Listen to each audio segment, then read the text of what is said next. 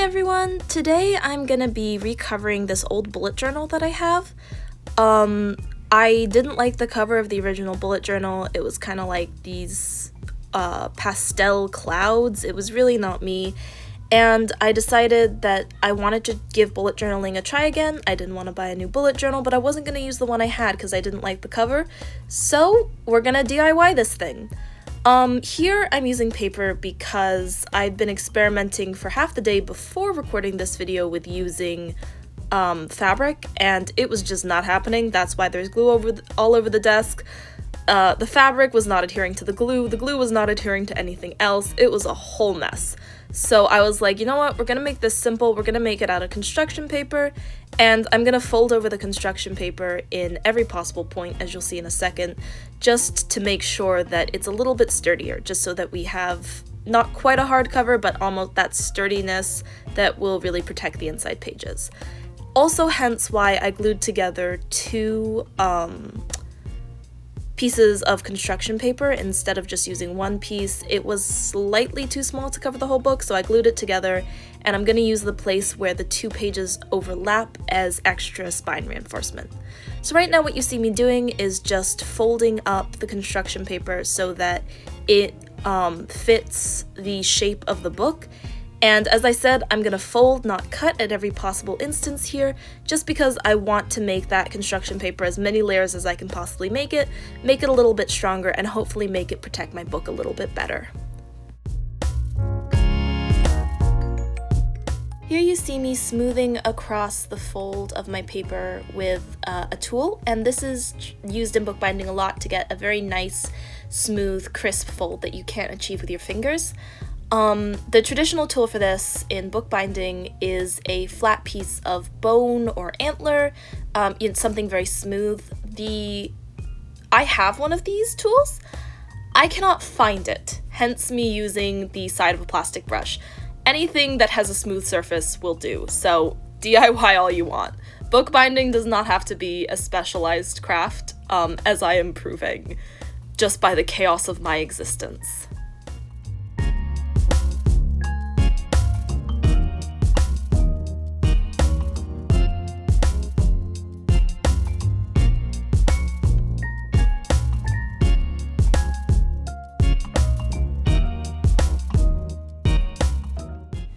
Now that I have all the folds I want, I'm going to glue them down. So this is going to help hold everything in place when I'm trying to put it all together, but it's also going to help strengthen the cover of the final piece.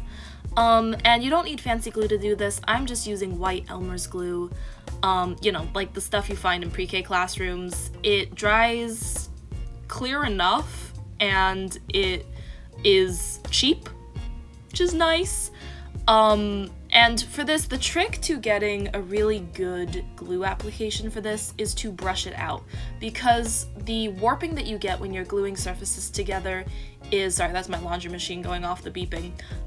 The warping that you get when gluing surfaces together comes from these big dollops of glue. So if you brush it all out over a larger surface, you get a lot less warping and a lot of a smoother glue adhesion, which is very important. And so this is a really good way of making sure that your glue is flat, that it dries correctly, and that it glues everything down, which is super important in bookbinding. So that's why I'm smoothing this out with a brush, and then just stick it together as normal.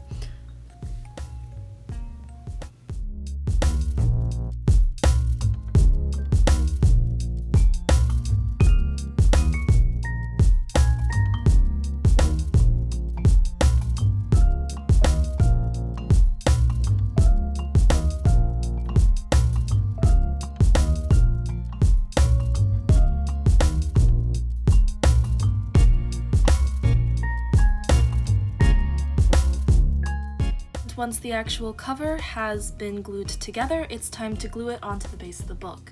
Now, if I was doing a proper bookbinding sequence, I would also be creating the pages of the book. I'm not. I'm using a leftover notebook, as I already said. Maybe I'll show that in a later video if you want. Maybe not. We'll see.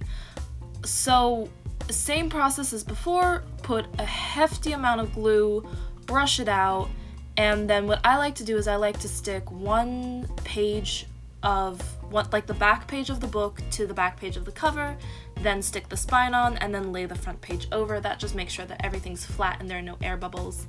And once that's done, it's super duper important that you put some heavy weights on top of it. I'm going to use my Chinese textbooks because they are the heaviest weights I know. And this just helps to make sure everything dries nice and flat, which is going to create a beautifully flat cover instead of, you know, a little bit of warping just due to the nature of wet glue and paper. Now it's the next day. I've taken the textbooks off and my cover has dried beautifully and flat. And for those of you who are worried about the glue on my desk, mainly my mother because I know she watches these videos, look, it scrubs right off with a little bit of friction. I'm recording this audio maybe a month later and it is all gone. I promise it is a temporary mess. It's not like I'm using permanent paint on my desk. Back to the video. I obviously don't want to just leave it at this, so I decided that I was going to decorate the cover using, among other things, sheets of ripped paper. So the general idea for this was that I was going to create a ripped paper frame and then a design within the frame. And to do this, I'm just ripping the edges of a sheet of paper in my chosen color. And to beautify it a little bit more, I'm using some ink and a paintbrush. And you sort of brush the paintbrush over the ink and then over the edges of the paper. And if you do it fast enough, you can get this really, really cool aged look. Now, there are easier ways to do this. There are tools people make to do it. But again, we're doing extraordinarily low budget DIY. And I'm not going to use any of those fancy tools. I'm just using a pan of ink from God knows when and a cheap old acrylic brush. And it's going to create a pretty nice effect, as you'll see soon. So, yay!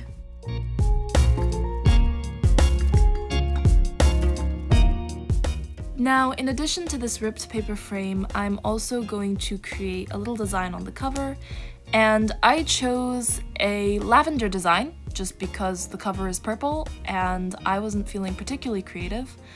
And to do this, I'm just drawing out stems in a green that looks a lot more blue because the cover is purple and the markers are transparent, translucent, I should say.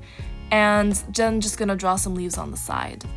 Next, using a blue marker, which is really more lavender on this paper because, again, translucent markers plus purple paper, I'm gonna create some dots to create that iconic little lavender shape. It's a super, super easy design, but very effective, very cutesy, and that's why I was using it for this notebook cover. The final step for my little front cover doodle was to use a shiny gold marker. This is a golden ballpoint pen. It's probably Japanese, but I have no idea where it came from.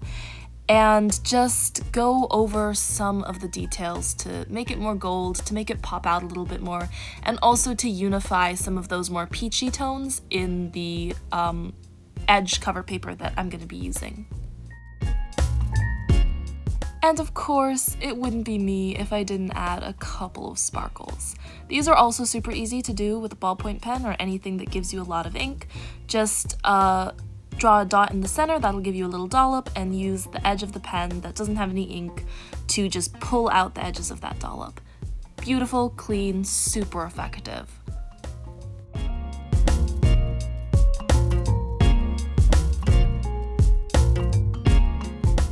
And finally, I get to glue down my edge paper. I'm going to use the exact same technique here, which is give it a big dollop of glue and then spread it all out to get a nice smooth finish.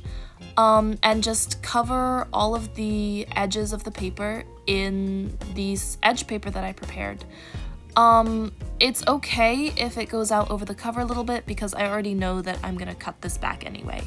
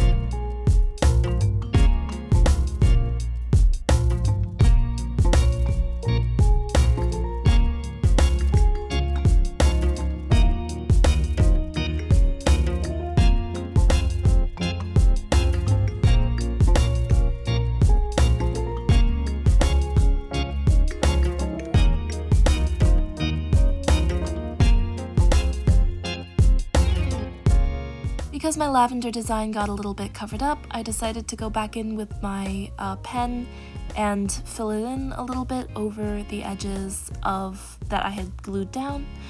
And this was purely a matter of preference, and it was mostly just to create the illusion that my drawing was the centerpiece and that the edge paper was the secondary decoration as opposed to the other way around.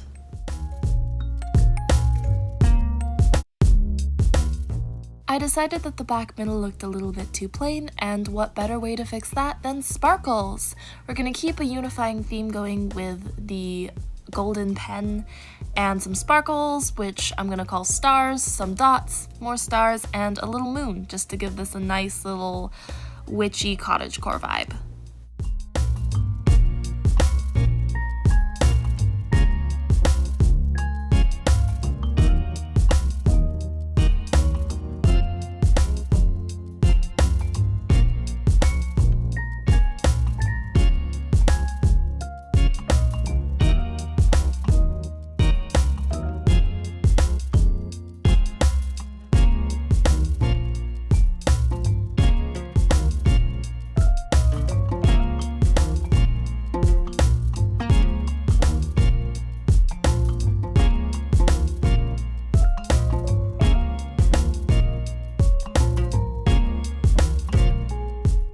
Perhaps in the only similarity between crafts and algebra, what you do to one side, you must do to the other. I had the silver on the back side now, so I had to use it a little bit on the front just to continue to unify that front and back cover pages. And also because, hey, silver and purple, it's a match made in heaven.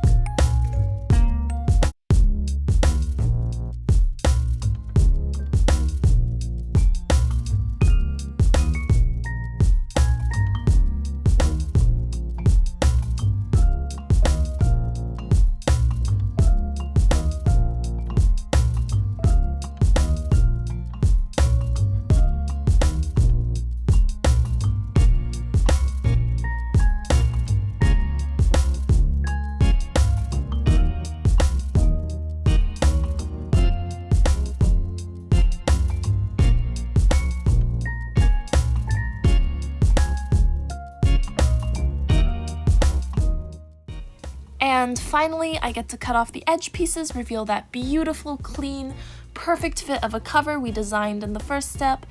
And the last thing is, because I glued this, I'm gonna weight it again just so that nothing dries warped. But that's it for this video. If you liked it, please, please, please give me a like and I'll love you forever. And if you want to see more videos like this, make sure to subscribe. See you next time!